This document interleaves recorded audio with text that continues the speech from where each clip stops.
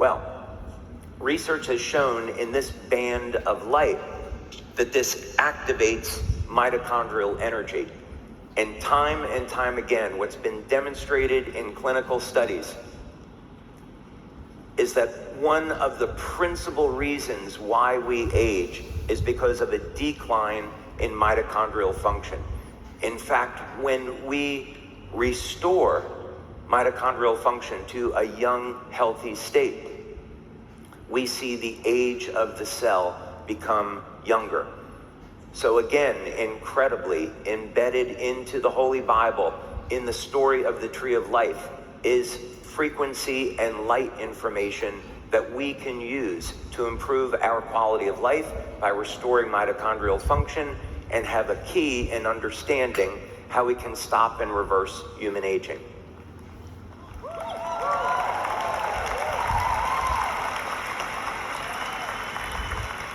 So, what can we take from all of this? All living systems depend on energy to survive. You stop energy production in a cell and the cell dies, so this is known. All living systems depend on information. We're constantly collecting information in our environment and we're responding to it. So our cells are constantly responding and adapting with this very complex communication system of information using light. Experiments demonstrated that it is possible to regenerate a lost limb in a species that doesn't have this capability simply by providing energy and information.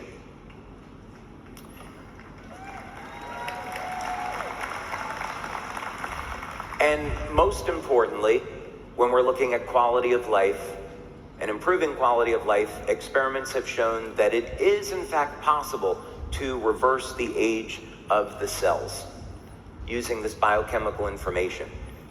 And we see evidence that the information presented in the Holy Bible is in fact true. So this is exciting. So it means that the potential exists that human beings have already lived to be over 900 years old, and now we just have to rediscover how that could be possible. So next up, let's take a look at what the current limits of human lifespan are and what we can do about that. So let's go to the video.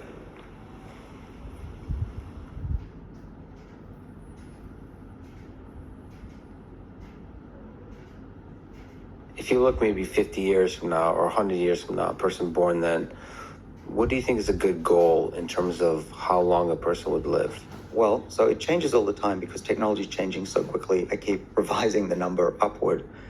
But I would say that if you do the right things during your life and start at an early age, let's say 25, we don't want malnutrition, starvation, that's not what I'm talking about. But in your 20s, start eating the kind of diets that I talked about, skipping meals. In animals, that gives you an extra 20 to 30%. We don't know if that's true for humans, and that would, even 5% more would be a big deal for the planet. I think that we should all aim to at least reach a century. I'm a little bit behind. I was born too early to benefit the most from all of this discovery. Those of you who are in your 20s, you should definitely aim to reach 100. I don't see why not. Consider this is really important. The average lifespan of a human that looks after themselves but doesn't pay attention is about 80, okay? Japan, that's the average age for a male, a bit higher. If you do the right things in your life, which is eat healthy food, don't overeat, don't become obese, do a bit of exercise, get good sleep and don't stress, that gives you on average 14 extra years. That gets you to 94. So getting to 100, if you just focus on what I'm talking about, it's not a big deal. Mm-hmm. So what's the maximum? Well, we know that one human made it to 122 and a number of them make it into their teens. I think that's also the next level of where we can get to with the types of technologies that I'm talking about. How long can we ultimately live? Well, there's no maximum limit to human lifespan. Why can a whale live 300 years, but we cannot? We're basically the same structure. We just need to learn from them. So anyone who says, oh, you max out at X, I think is full of it. There's nothing that I've seen that says biological organisms have to die. There are trees that live for thousands of years, and their biochemistry is pretty close to ours.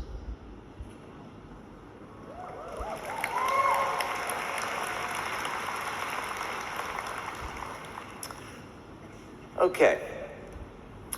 So there's many different views in the scientific community on limits of human lifespan. Dr. Sinclair is focused on this subject, and I'm happy to see that he believes that there are no limits of human lifespan, like many people in the anti-aging and age reversal community. But let's take a look at this a little bit deeper.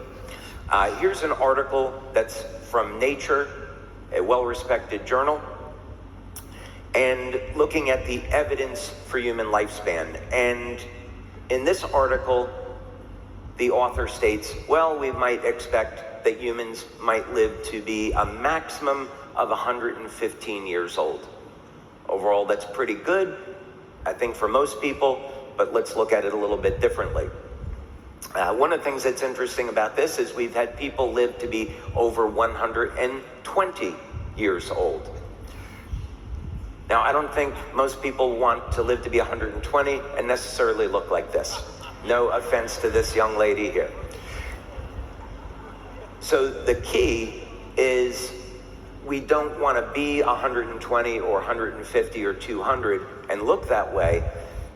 Premise behind this is that you're reversing the biological age of the cell. So there's no difference in appearance between a 25 or 30-year-old and someone that's 120 or 150 years old. That's the goal to shoot for. Many other scientists in the age reversal community believe that there's no upper limit to human lifespan, and it's more statistically, what are your odds over time of avoiding accidents, avoiding serious health problems. But we know that information is always doubling very, very quickly now. So if we live another 10 years, the information, the technology that we'll have access to is many times greater than where we are today.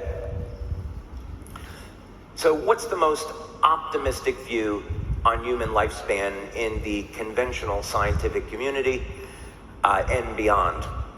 In age reversal community, they say it's about 1,000 years or so, which interestingly lines up with the numbers that we see in the book of Genesis.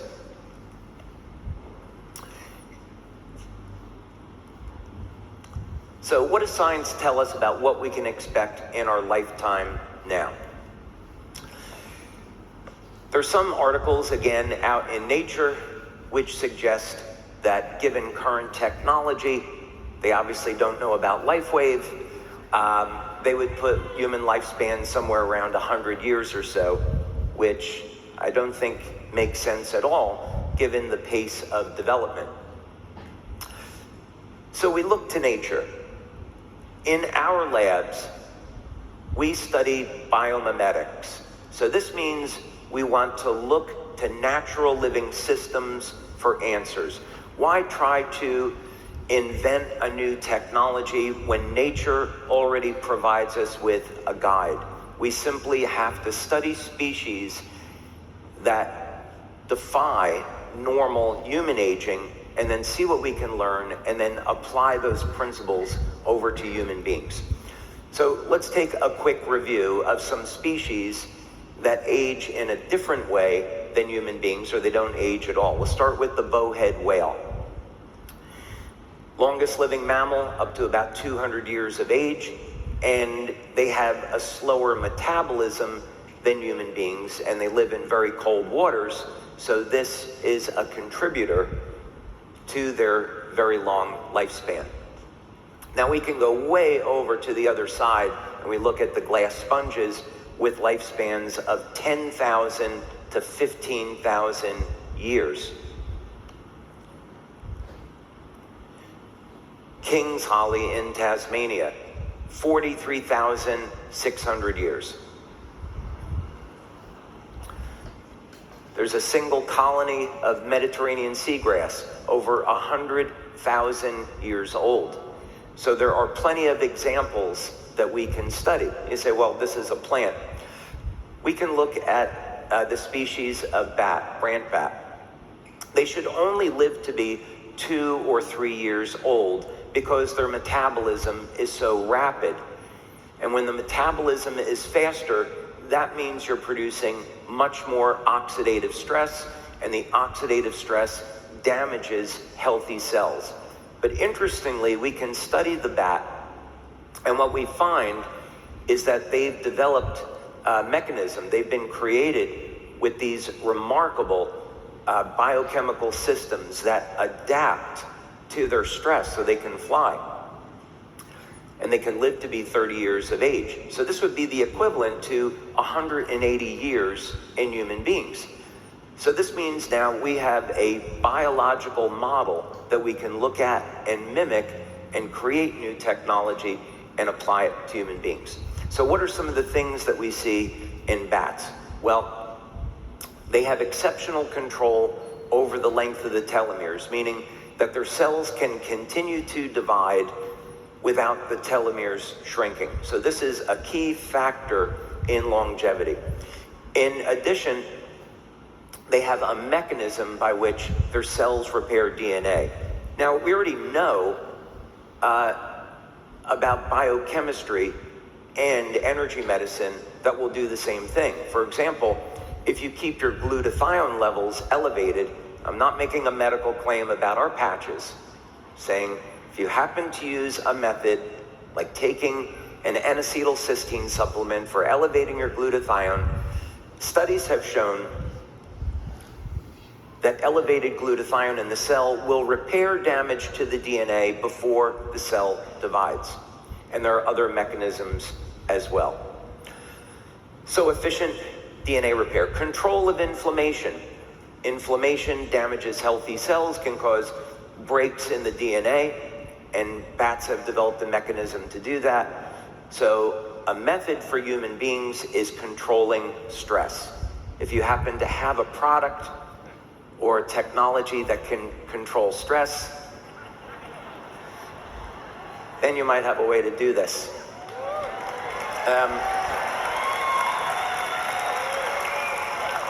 I'm just saying. And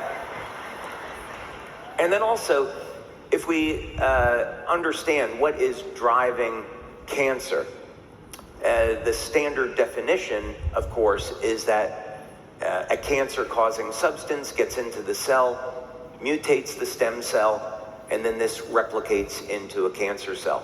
So again, bats have developed mechanisms for dealing with this. But what about human beings? Keep this moving along. Now, let's again go back to the Bible for a moment, and we want to look to see, is there any evidence for these fantastic ages that are in the Bible? And I would encourage you to do this yourself, and you can use any various AI program to make this easy. ChatGPT, Grok 4, whichever one you care to, but make it very easy. So first, you can get a list of all the names that are mentioned in the book of Genesis, along with their corresponding ages, and then this is the list that you'll get. And you'll notice, of course, immediately a trend to where the age starts at 930 with Adam, and then goes down to 205. Now we'll plot this on a graph, and you see right away that we have an outlier there in the data, with Enoch at 365 years old. Now what does the Bible tell us about Enoch? It tells us that he never died, that God took him. So we remove Enoch from the data, and now we smooth out this curve because it's an outlier. So the next outlier that we want to look at is Noah. And the reason is because that's the point at which ages in the Bible start to decline. And we know that's when the flood occurred. So Noah and then his son Shem. Noah was 600 years old when he entered the ark before the flood. Shem was 98 years old. So Noah lived to be a total of 950, Shem 600. That's very interesting So we might say, were the conditions that people lived in on the earth different before the flood than after a flood that attribute to this change in lifespan? We might be able to form any number of different theories or hypotheses about this, but it's worth reflecting and thinking about. In any case, we take these ages and we spread them out over time, and we can now ask AI, is this decline in aging statistically significant? Are these just random data points, or is this a statistically significant decay curve? And it turns out that these aren't random numbers at all, that this is a biological decay curve, meaning that we can rely on these ages in the Bible as being true and factual. So we know people lived to be over 900 years old before the flood. Now we just have to figure out why. So the short version of this is that there's evidence that the ages in the book of Genesis are true and factual. So people have already lived to be over 900 years old. So we can, if that's the case, then we can look at how to create technology to duplicate this. And we can look at further evidence. So let's go back now and see what's in the current scientific literature. Is there any evidence that humans can be regenerated to a more youthful state? So you can do the research yourself, or you can ask AI, depending on how you want to do this. So as it turns out, there are many things that we can do today that have an influence on our lifespan. One of them is fasting and calorie restriction.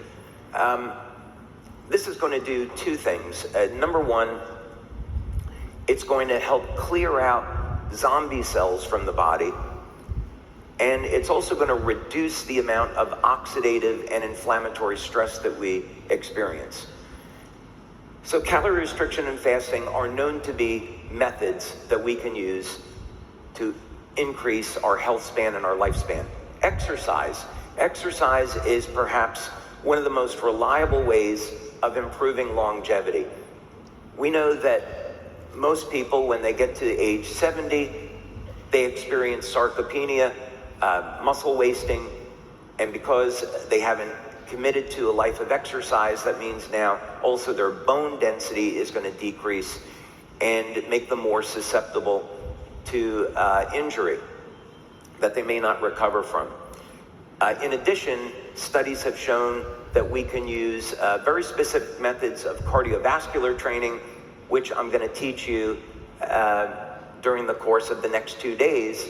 80 seconds of the correct type of cardio training per week is enough to cause regeneration in the human heart.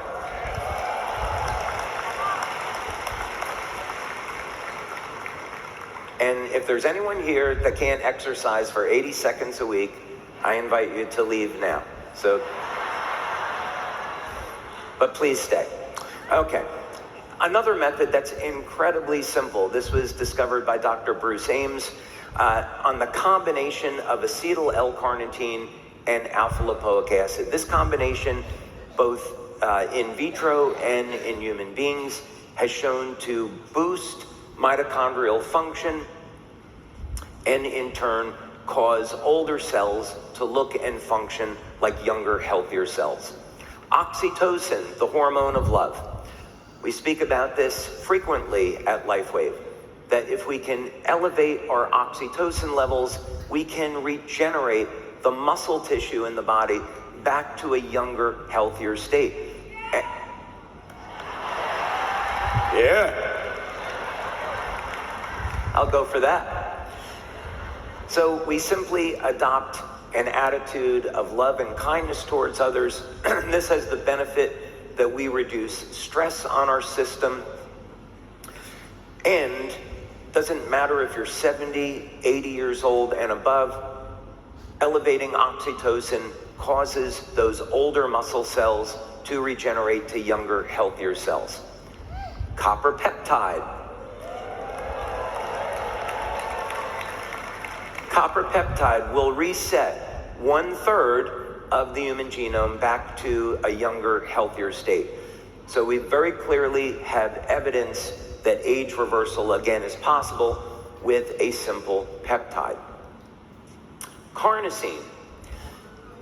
So supplementation with carnosine or beta-alanine, which is the precursor to carnosine, in studies going back 20 years, has shown that this will help to protect the telomeres from degradation. And in experiments with mammals, with mice and rats, there have been 30 to 40% increases in human lifespan.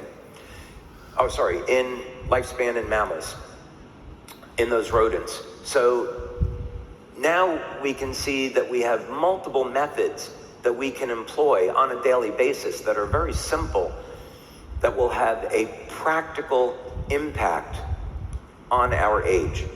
Glutathione, consistently in human beings that live to be over the age of 100, one thing that they all have in common is their glutathione levels, and it's very understandable why. Glutathione is the body's master antioxidant.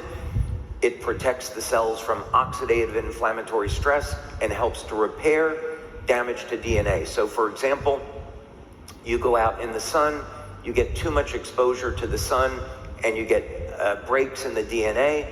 Glutathione will regenerate and repair the DNA before the cell divides, not passing that mutation on to a future cell. This is very well known in the literature.